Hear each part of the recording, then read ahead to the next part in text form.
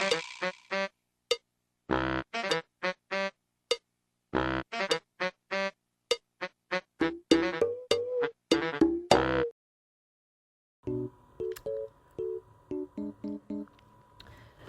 m'empêches pas du tout d'écrire, toi, hein? Dis donc, ça devait pas être la vidéo sur la femme de ménage, là? Ouais. Et donc? J'avais pas regardé la date de sortie du DVD. C'est le 24 avril. Donc en attendant de voir le film, je fais cette vidéo. C'est un peu de la triche, non? J'ai déjà fait une vidéo sur un film de merde cette année! Laisse-moi le plaisir de parler d'un truc que j'aime, bordel! Ok, on se calme, oh! Puis elle va être courte, celle-là. Ouais, on verra. Ne l'écoute pas. C'est qu'une voix de merde qui n'existe pas. Oh, t'es mignonne, toi!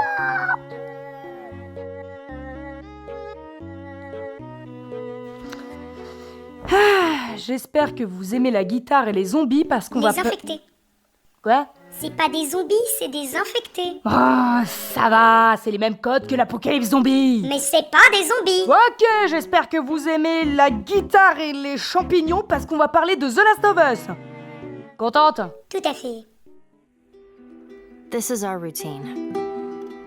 Day and night, all we do is survive. It never lets up.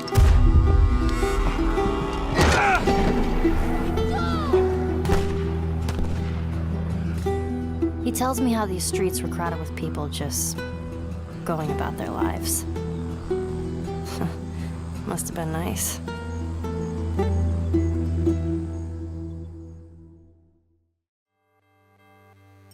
Oui, je sais ce que vous allez me dire, je parle pas d'un livre adapté cette fois. Cela étant, vous savez, c'est pas une obligation, hein. Je parle principalement de livres adaptés à l'écran parce que c'est le type d'adaptation le plus vieux et le plus répandu. Mais c'est loin d'être le seul. Évidemment, c'est le premier auquel on pense, mais il y a plein de façons d'adapter une œuvre dans un autre format. Un livre en jeu vidéo comme Le Sorceleur ou The Witcher, un jeu vidéo en série animée comme les Pokémon, Yu-Gi-Oh, Digimon et toutes les conneries du genre qui pullulaient dans les années 2000. Dans les années 80 et 90, les marketeurs ont même eu l'idée d'adapter des jouets en série et en jeu vidéo, genre les Tortues Ninja, G.I. Joe ou même Barbie. Mais pour ce cas précis, on ne peut pas vraiment parler d'adaptation. Du moins, on s'éloigne grandement de la définition de base. Putain, même les emojis ont eu droit à une adaptation en film. Bordel de merde, on vit dans quel monde ? Livres, jeux, films, séries, dessins animés, musique, comédie musicale, peinture, histoire, discours politique, partez du principe que tout peut être adapté en tout et que tous les types d'adaptations ont été faits au moins une fois. En Bulgarie, j'ai vu une adaptation de Bob l'éponge en comédie musicale. Après ça, je suis prête à tout voir. Tout. Tu peux arrêter de planter tes petites griffes dans mon genou? Merci. J'ai longtemps hésité à parler de The Witcher. Bah parce que c'est une série de livres qui a été adaptée en série de jeux vidéo, qui a été adaptée en série Netflix. Et puis je l'ai pas fait. Bah parce que j'ai pas joué au jeu, j'ai pas vu la série, j'ai encore moins lu les livres. Oui bah merde! J'assume. Dis-leur que j'assume quoi.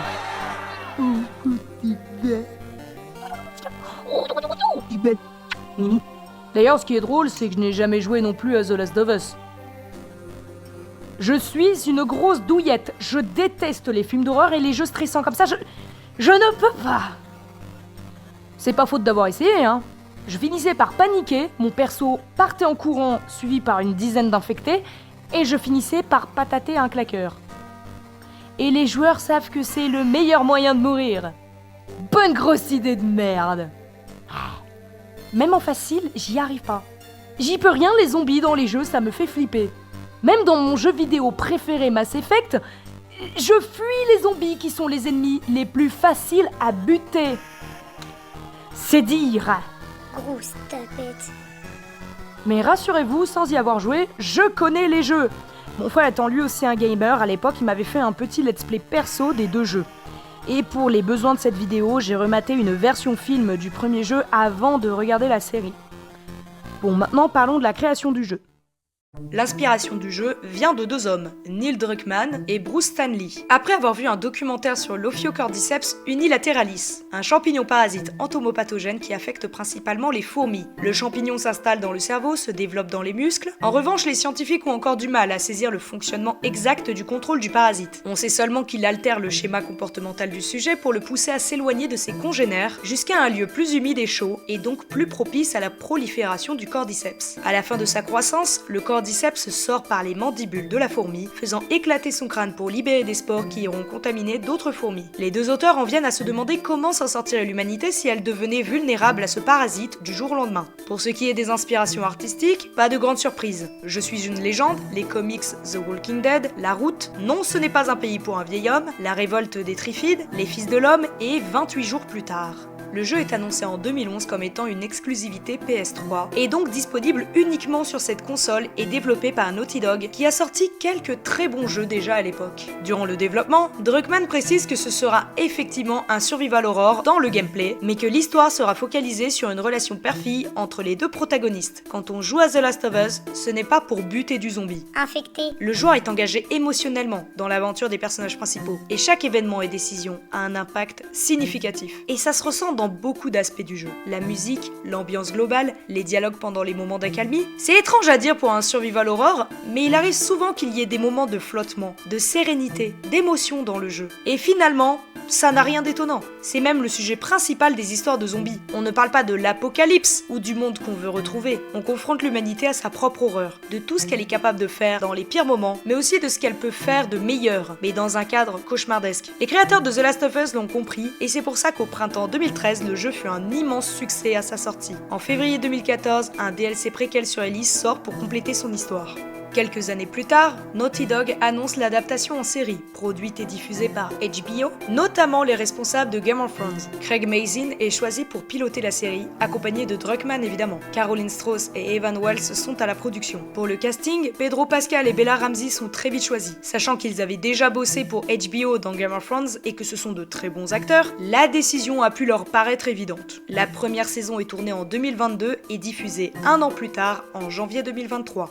Mais de quoi ça parle, The Last of Us ? Bon, déjà, les dates ne sont pas les mêmes entre le jeu et la série. Afin de coller à notre époque actuelle, la série se déroule en 2023, et donc l'histoire commence en 2003. Dans le jeu, c'est en 2013, soit la date de sortie du jeu. Dans le passé, au Texas, Sarah et son père Joel vivent une vie simple sans problème. La nuit de l'anniversaire de Joel, les gens deviennent fous et se jettent les uns sur les autres pour les mordre, les tuer. Joel fait venir son frère Tommy chez lui pour emmener Sarah en lieu sûr. Dans leur fuite, on a un aperçu des dégâts engendrés par la folie inexpliquée de la population. Finalement, dans leur course, Joel et Sarah se font tirer dessus par un militaire. Tommy arrive à temps pour sauver Joel, mais il est trop tard pour Sarah. Nous avons une ellipse de 20 ans où on retrouve un Joel vieux et fatigué, sans Tommy. On apprend qu'un champignon parasite a contaminé l'humanité telle une apocalypse zombie. Ici, les versions divergent un peu entre le jeu et la série. Mais en gros, Joel et son associé Tess se retrouvent avec un contrat des Lucioles, un groupe de résistants dans ce monde aujourd'hui dirigé par un état militaire fasciste, la Fedra. Ils doivent faire sortir une fille de 14 ans de la zone de quarantaine, Ellie.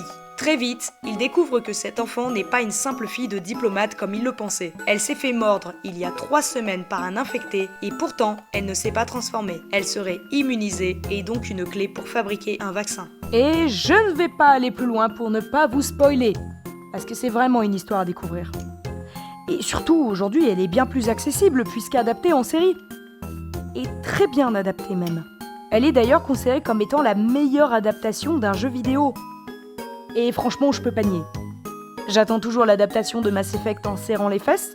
Il y a la série des Horizons qui est attendue aussi. On a récemment eu Fallout, The Witcher dont on a déjà parlé, Arcane, qui est vraiment pas mal, Cyberpunk Edge Runner que j'ai adoré. Mais là, que ce soit en termes de qualité, de fidélité, de tout ce que tu veux, la série est vraiment excellente. Vous savez quoi ? J'ai pas grand chose de plus à dire ici. Donc on va passer directement aux points positifs et négatifs. D'ailleurs, les points négatifs dont je vais parler n'en sont pas vraiment. Mais la perfection n'existe pas, il y a quelques petits accros dont je voulais et dont je me devais de parler, je pense, pour être la plus honnête et transparente. Après tout, le but est d'analyser une adaptation le plus objectivement possible. Objectivement ? On en parle de ta dernière vidéo? C'était objectivement sexiste, je reste sur ma position.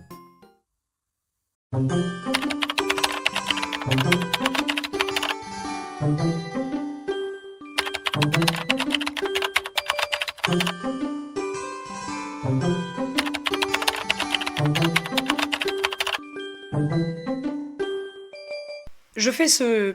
Je peux même pas dire reproche, c'est juste un parti pris de la série avec lequel j'ai un peu de mal. Ça concerne particulièrement Joel et Ellie, mais je vais aussi parler de Tess, et commencer par elle. Dans le jeu, on découvre Tess au moment où elle toque à la porte de Joel. C'est une femme qui doit avoir la trentaine ou quarantaine max. Une femme jeune, dynamique. On la découvre plus tard sans pitié, froide, pour se protéger suppose-t-on. Mais avec un biais sympathique envers Ellie, sans être dans la relation mère-fille. Elle est l'associée de Joel, peut-être son amie, mais rien de plus. Dans la série, on la voit pour la première fois quand elle se fait tabasser par les hommes de Robert. Elle semble solide, puis quand elle se rend à la Fedra, elle perd pas mal de substance et de charisme, surtout quand on connaît celle du jeu. Ici, c'est une femme qui a la quarantaine déjà entamée et donc plus proche de l'âge de Joel qui a 56 ans. En soi, rien de mal à ça. Mais elle est amoureuse de Joel, et donc la dynamique de leur duo est complètement baisée. Et surtout, on voit bien que Joel laisse faire, mais ne veut pas d'elle. Ça fout un petit malaise. C'est pas fou. Et sa relation avec Ellie est...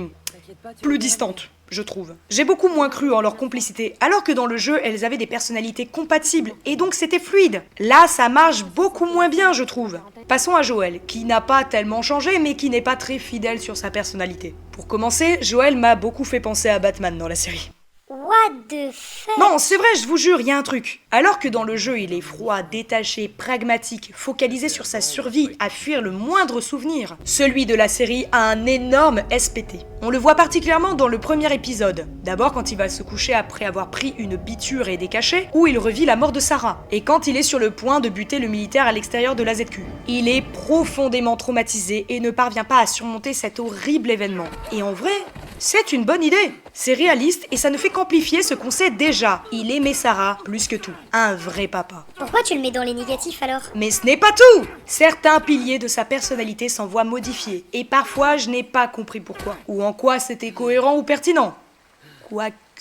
C'est un point négatif, oui ou merde? Eh oh, 2 secondes! Dans le jeu, Joel est impitoyable, et avant même la mort de Sarah. Rien qu'au début du jeu, il bute un voisin sans hésitation ni remords. Au même moment, dans la série, Joel dit à ses voisins de s'enfermer chez eux. Il est bienveillant, et ça se ressent tout au long de la saison. Il va même dire à Tess qu'ils n'étaient pas des enfoirés quand ils faisaient leur magouille. Alors que dans le jeu, il assume pleinement que c'était la survie avant tout le reste. Et d'ailleurs, paradoxalement, je trouve Joel plus doux et ouvert à Ellie dans le jeu que dans la série. Pourtant, dans la série, il est beaucoup moins sec et froid. Discret et fermé, oui, mais ça ne l'empêche pas d'être une personne relativement droite dans ses bottes pour la société actuelle. Mais dès le début, il rejette Ellie en bloc. Et après la mort de Tess, il devient très con et glacial.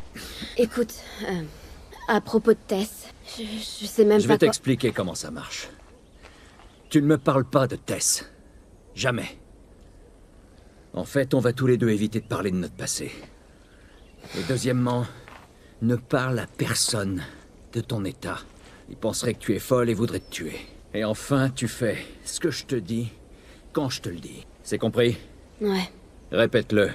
je suis tes ordres. Bien. Écoute, j'ai un peu réfléchi à ce que... Je veux pas que tes excuses. J'allais pas te présenter d'excuses, j'allais dire que j'ai réfléchi à ce qui s'est passé. Personne vous a forcé à m'emmener, Tess et toi. Personne vous a forcé à suivre ce plan. Il vous fallait une batterie de pick-up ou je sais pas quoi. Vous avez fait votre choix. Alors viens pas me reprocher un truc qui est pas de ma faute. Et ça va mieux plus tard, mais il est moins connecté à elle. Sauf à la toute fin, évidemment. Mais c'est sûrement lié au fait qu'il rejette la moindre personne qui lui évoque Sarah. Et dans ce cas, ça se tient. En revanche, Ellie. Je comprends pas. C'est elle qui a le plus changé. Dans le jeu, on a une préado avec une âme un peu rebelle, qui ne se laisse pas faire, qui sait montrer les dents quand il le faut, mais qui finalement est gentille, drôle, spontanée, et surtout avec une douceur particulièrement attachante. Elle est toute mignonne et choupette, quoi. Dans la série, putain de merde, elle est giga vénère du cul, nom de Dieu! Elle est agressive, grossière, colérique. Waouh, on se calme! Je l'ai particulièrement ressenti dans l'épisode DLC, celui du flashback avec Riley. Dans le jeu, elle est saoulée des conneries de Riley, et on voit son point faible, l'amour. Et pourtant, c'est aussi un point fort. Elle joue au chat et à la souris avec Riley, lui en veut, mais parce qu'elle l'aime finalement. Dans la série, Ellie est une putain de facho qui traite H24 Riley de terroriste. Il s'est passé quoi? T'es sorti avec un type des Lucioles et tu t'es dit « Oh, c'est trop cool, j'ai envie d'être une terroriste ». Ouais, c'est ça. Merde, c'était pas nécessaire. Et moi, j'avais juste envie de tarter Ellie, là. Et elle envoie chier Riley super violemment, Riley est ultra hostile envers elle aussi. Non. Putain, tu prends à droite, tu franchis la porte et tu me dis quand y est. Vas-y, j'y vais. Putain, mais calmez-vous, vous vous aimez, bordel! Vraiment, j'ai pas compris. Changer un peu les persos, ok, mais à ce point-là, ça pique un peu, quoi. Si mal que ça. C'est des gros connards de fachos, ils affament la population. Les Lucioles qui font sauter les stocks de bouffe, ça aide pas. Ça, c'est que de la propagande. Ah ouais? Vous faites plus rien sauter alors? Pas quand il y a des civils. Ça, c'est de la propagande.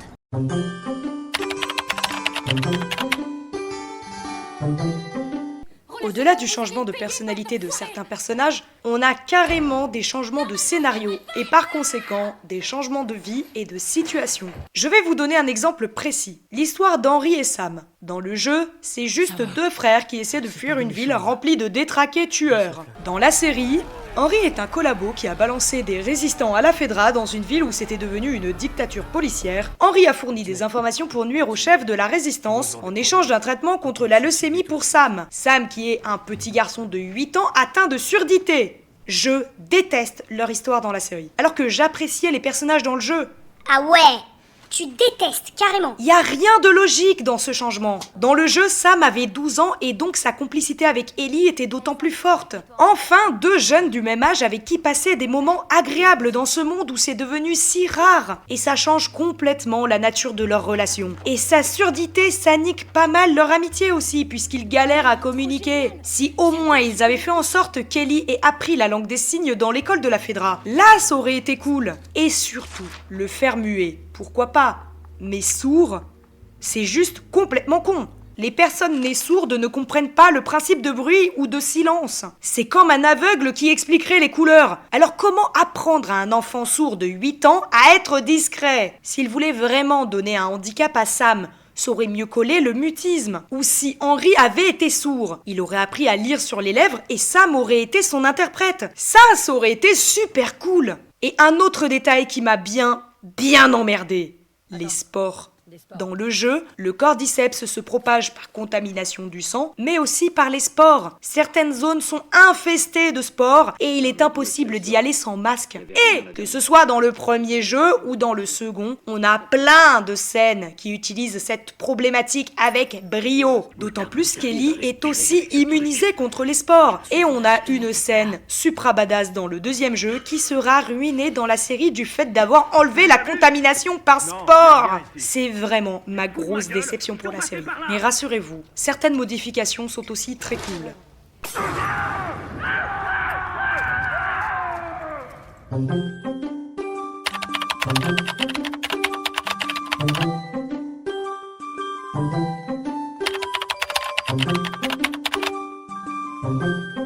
Malgré quelques défauts de la série, il y a surtout énormément de choses à saluer. D'une part, on a des scènes quasi identiques d'un format à l'autre, c'en est troublant. Ça n'empêche pas la série d'avoir son identité propre. Comme je le disais juste avant, les personnages secondaires ont du lore supplémentaire, ce qui donne de très bons résultats souvent, comme dans l'histoire de Bill et Frank, que j'ai beaucoup apprécié. Aussi, même si les spores sont supprimés du scénario, ils ont donné au cordyceps une allure d'insecte qui sort de la bouche des infectés, comme si le cordyceps était conscient finalement, et qu'il a évolué pour pouvoir contaminer les humains, comme évoqué dans le prologue du premier épisode. Pendant qu'on parle des prologues, tiens.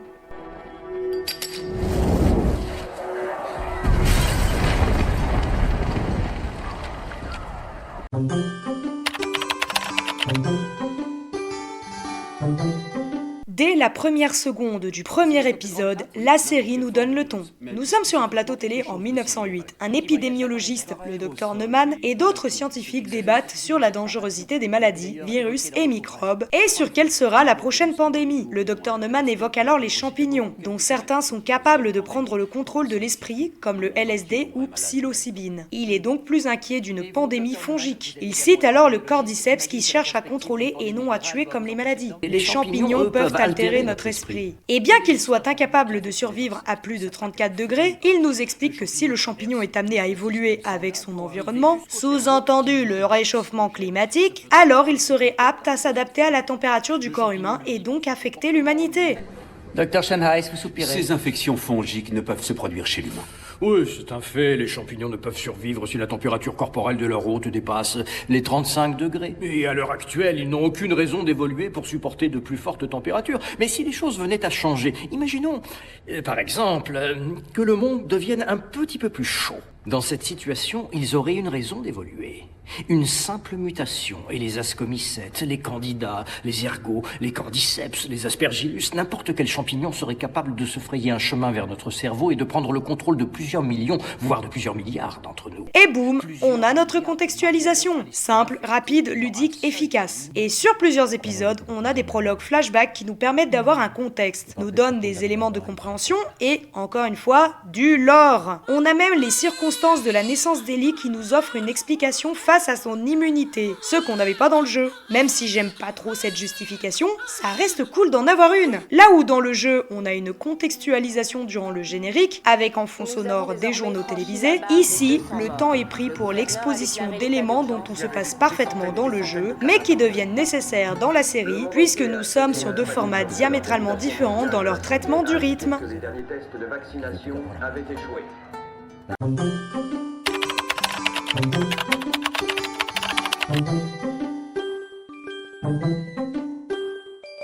Là où dans un jeu vidéo, le joueur est actif, face à un programme télévisé, le spectateur est passif. L'action doit se manifester différemment en conséquence. Je vais prendre le premier épisode comme exemple. On suit Sarah, sa matinée avec son père et son oncle, puis elle va à l'école, elle passe chez l'horloger pour faire réparer la montre de Joël, ensuite elle va chez la voisine pour faire des cookies, et enfin elle rentre chez elle. Et ce n'est que là que le jeu démarre. Alors pourquoi ces longueurs ? Pour donner une tension horrifique, et ça marche. Tout au long de sa journée, pas une seule ambiance musicale. On a plein d'indices sur le début de la pandémie, entre les avions de chasse dans le ciel, la femme de l'horloger qui fait fermer la boutique à 15h, la voisine complètement apathique qui est prise de légères convulsions dans le dos de Sarah. Ce sont des codes propres au cinéma et à la télévision. Alors que quand on démarre un jeu, c'est pour être dans l'action immédiate. Alors on a une petite scène pour nous présenter nos personnages, Sarah, son père, vite fait son oncle Tommy, et crac, pandémie au bout de 5 minutes de jeu. Et là tu cours pour ta survie. Et c'est comme ça tout au long de la série. C'est pour ça qu'on a des prologues, pour ça que les personnages secondaires ont du lore, pour ça qu'on a des scènes ajoutées. On n'est pas dans une adaptation classique. D'un livre à un film, on passe d'un format passif à un autre. Donc on peut se permettre d'être ultra fidèle. Là où si les scénaristes l'avaient été, ça n'aurait plu qu'aux joueurs qui connaissent déjà l'histoire. Alors que le but d'une adaptation est d'ouvrir une œuvre à un public plus étendu, de la rendre accessible, de préférence sans trahir les fans de la première heure. Et là, c'est carrément réussi. Quoique, il y a des cons qui ont gueulé sur un point. Et je ne suis pas du tout d'accord avec eux.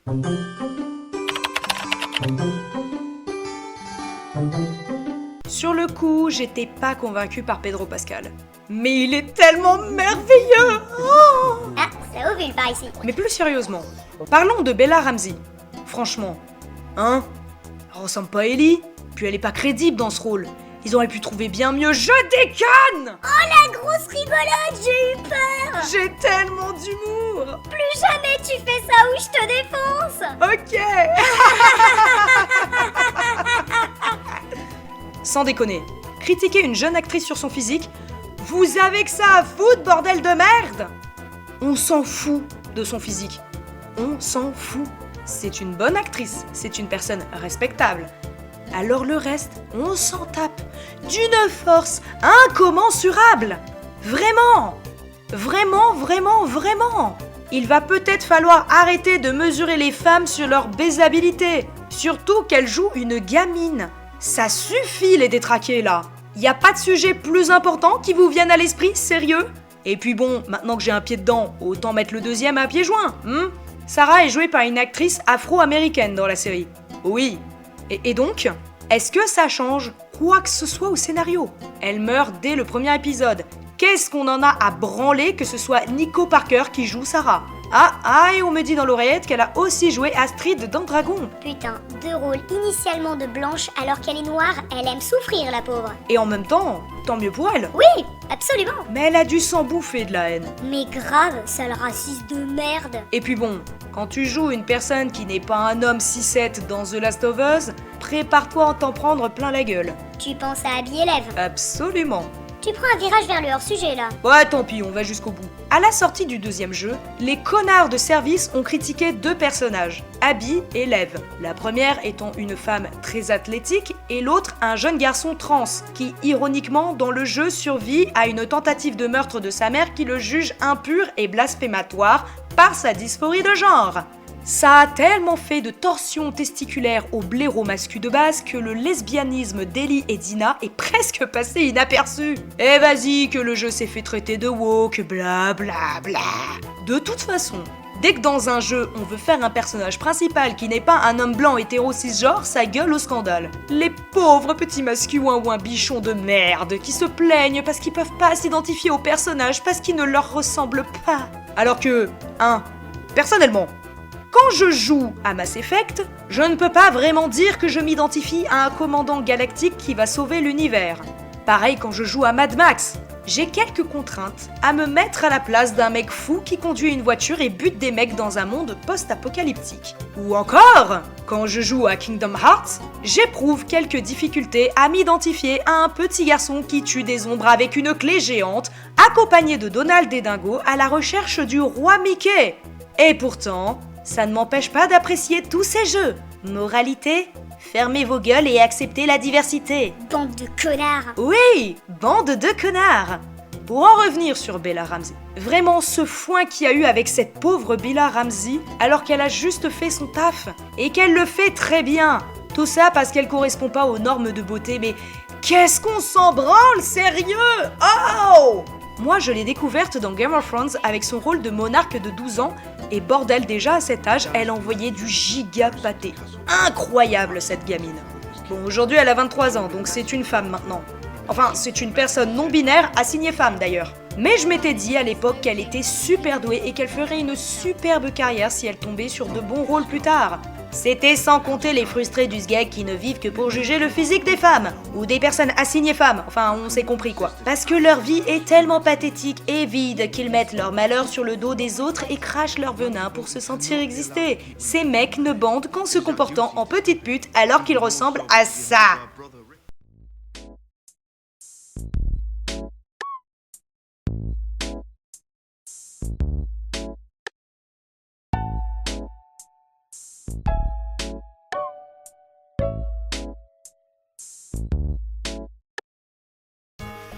J'ai un peu galéré pour trouver une conclusion à cette vidéo. En soi, il y a bien des défauts dans l'adaptation. Mais c'est pas à proprement parler un problème. Les scénaristes et Druckmann ont été clairs. Ils veulent offrir aux fans et au nouveau public une nouvelle version de l'histoire. Et en soi, l'objectif est à la fois réussi et pas atteint. Bah ouais, ça reste quand même vachement fidèle. Et même si je préfère le jeu, c'est une très très bonne adaptation, qui possède sa propre personnalité. Et ça, c'est plutôt cool. Oui, le caractère d'Ellie est un peu casse-couille. D'accord, Joël perd en caractère et en dureté. Effectivement, certains lores de certains personnages secondaires ne peuvent pas plaire à tout le monde. Mais ça n'est pas un échec, loin de là. J'ai vraiment hâte que la partie 3 du jeu sorte. Oui, j'y crois, ne cassez pas mon délire, bordel. Et je souhaite à l'équipe de l'adaptation de continuer sur cette lancée et d'offrir une aussi belle suite. Avec des sports. Par pitié, trouvez une pirouette scénaristique pour qu'il y ait des sports. Genre une nouvelle mutation du cordyceps ou... Je sais pas, trouver un truc. Même si ça aurait été mieux de les mettre dès le début. Mais si vous les mettez dans les autres saisons, on vous pardonne. Ça passe.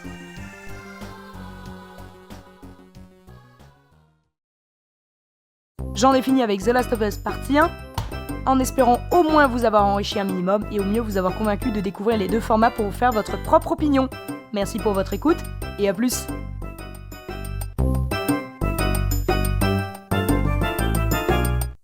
Putain, en vrai, il y en avait des choses à dire. Bon, j'aurais pas cru. Je t'avais dit que ta vidéo serait pas courte. Elle est pas très longue. Elle est dans le top 3 des moins longues. T'abuses quand même. Mais globalement, t'as parlé que de la saison 1. Tu comptes pas parler de la suite? Si, peut-être un jour, mais je crois pas que ce soit nécessaire. T'es sûr de toi? Renseigne-toi un peu sur l'adaptation de la deuxième partie avant de te fixer.